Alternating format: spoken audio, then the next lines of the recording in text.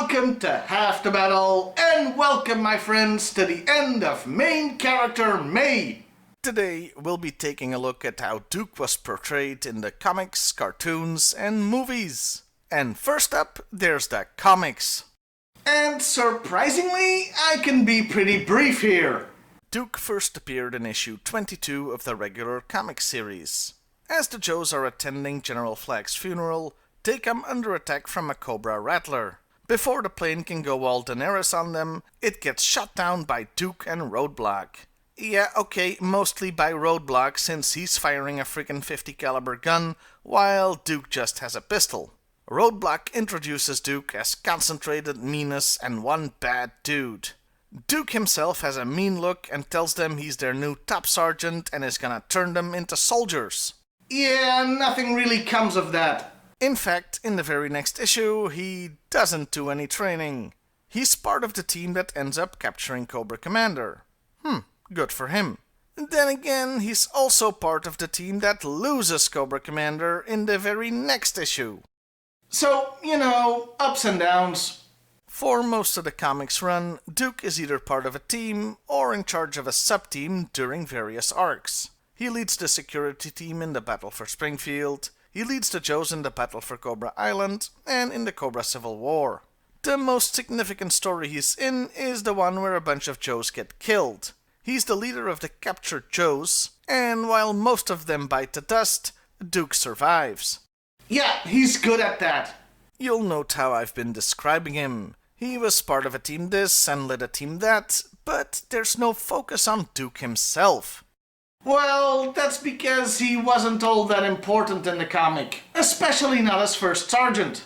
Hell, he only gets to really fulfill that role in one issue, number 82 in fact. That's 60 issues after his debut. But since it's one of my favorite issues of the whole original comic series, I'm willing to forgive that. In the story, we follow a bunch of recruits on the last leg to becoming full-fledged Joes, and Duke is in charge of their training. And he acts like a first sergeant. Tough, unforgiving, a real mean a-hole. Issue 82 honestly has the best depiction of Duke, and it's worth reading for the story alone. There were of course reasons why Duke was just sorta there in the comic. For one thing, it was an ensemble comic. Well, for the good guys anyway, and until it became G.I.Joe starring Snake Eyes, but let's not get into that right now. For another thing, Larry Hama never really liked Duke. To expand on that point, in an interview with a toy magazine, Larry stated that he never really knew what to do with Duke. The character was supposed to be the first sergeant, and that meant he was supposed to be an a-hole, like you see in his first appearance and in issue 82. But for Hasbro, Duke was to be the poster boy for G.I.Joe, so he had to be likable. And so Larry Hama had him just sorta be there, without putting him in the spotlight much. I have a sneaking suspicion that Larry wanted to kill off Duke in that story where a bunch of Joes got killed, but was vetoed by Hasbro. And that's why this comic section is kinda short. There's honestly just not that much to say. The fact that Hasbro considered Duke the guy for G.I. Joe became apparent in the cartoon series, where he was very much a main character. In the opening intro of the first cartoon series, he's the very first character you see, yelling "Yo Joe" and then running at the camera. Yo Joe! G.I. Joe is there! And here's a bit of trivia for you. In the very first episode, the Mass Device 5-parter, we get this line right at the start.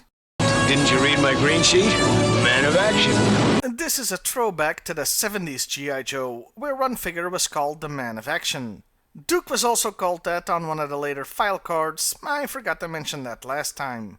The Mass Device miniseries was about Cobra inventing the transporter from Star Trek, essentially, though it was a bit bigger, and the Joes building their own.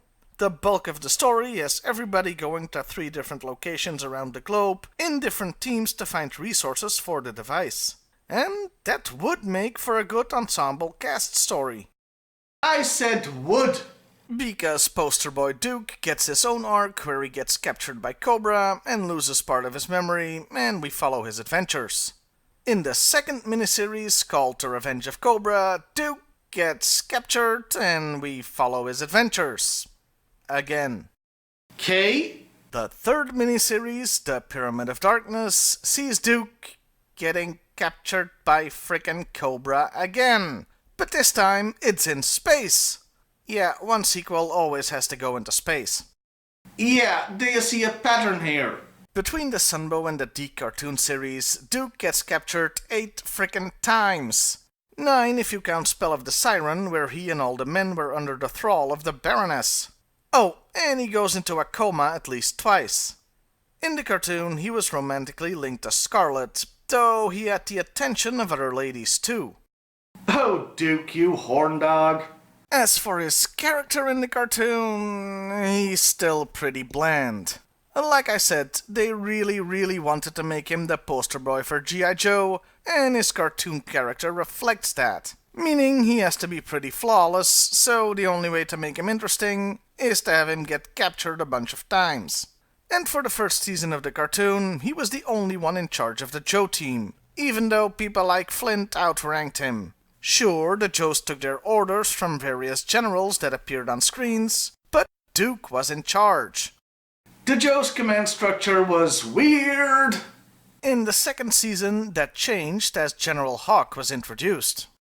Now, if I was in charge... But you aren't, Beachhead. First comes Hawk, then Duke, then me, and finally you. Though this command structure seemed to change a little bit in a later episode, with Duke being equal to Flint, and Slaughter was folded in.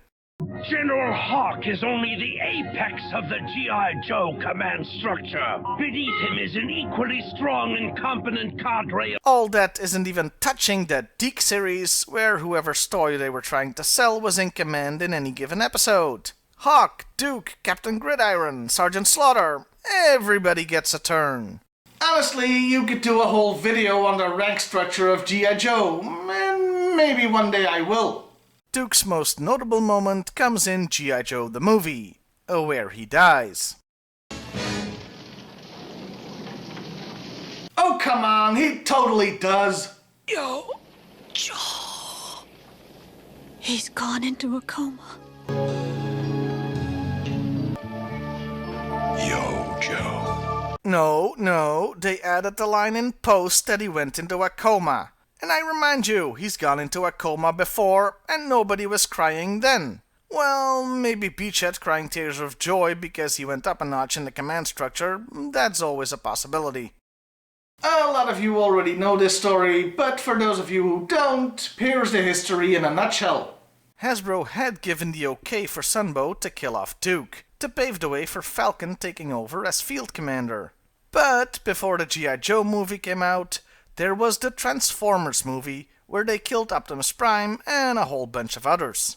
The backlash to this robot massacre was so great, they got cold feet and had Duke survive the snake staff clearly going into his heart. Yeah, there was a real backlash. And this was before the internet existed. Nowadays, if I'm unhappy with a movie, I can just tweet at the people involved. But back then you had to write letters or make phone calls and stuff. Anyway, that meant Duke was back for the Deke series, and Falcon, instead of becoming the new poster boy, was relegated to one appearance. As a drug addict. No, I'm not kidding. Falcon, who in the cartoon, and only in the cartoon, was Duke's half-brother, got addicted to drugs. This made Duke so mad he had the Joes team up with Cobra to fight drugs. It went about as stupid as you'd expect. What is that, Cobra dandruff? That's me. And that was Duke in the cartoon. It's telling and sort of sad that the most interesting thing about the character is that he was supposed to die once. Other than that, he's just a poster boy hero, and I don't think the audience deserved that, or needed that right then. That leaves us with the live-action movies. Oh boy.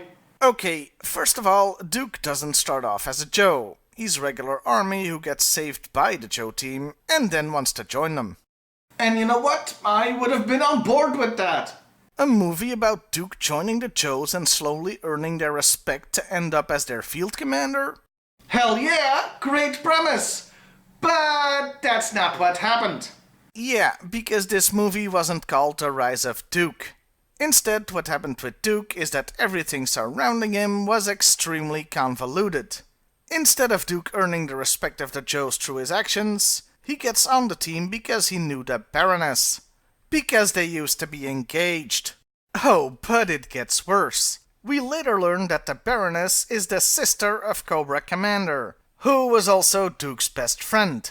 And he ends up redeeming the Baroness in the end. You got soap opera in my action movie! Oh, and of course, Duke gets captured at some point. At least some things never change. But hey, at least this Duke had flaws. In fact, he's a bit of an arrogant a-hole, but in a good way. And hey, he had a character arc. It was a stupid one, but it was there. And then retaliation happened. It starts off with Duke always having been best friends with Roadblock, which came out of nowhere. Well, I say came out of nowhere. In the movies it did, I mean. In the comic, they were introduced together and did have a history. There wasn't much time to explore this, however, as Duke dies. And pretty early in the movie. Larry Hama tried and failed, the cartoon tried and failed, but Retaliation did the impossible and killed off Duke. Along with most of the Joe team, but with the exception of Mouse, who may as well have had the codename Dead Meat, none of them were named characters. Incidentally, that whole redeeming the Baroness and being besties with Cobra Commander... Yeah, never brought up in the Retaliation movie. And that about does it for the live-action movies, as well as pretty much for this episode. There are some portrayals of Duke I didn't talk about, like the Renegades version or Sigma 6, but since I've never seen those cartoons, I can't really comment. And that was Duke, the whole frickin' thing. Some good toys, some bad ones, boy were there bad ones. And while there was plenty to say about the character, overall his blandness as the poster boy for a real American hero could not be disguised. That wraps up main character May. I hope you enjoyed this in-depth look at a single character, though I really thought I'd have more to say. Next year we'll take a look at a more interesting and unique one. As for next week, well, to be honest, this month has been a bit exhausting, so I'm gonna take it easy, but I will have something for you. Well, I'll see you next time, everybody, and hey, why not like, share, and subscribe if that's your thing.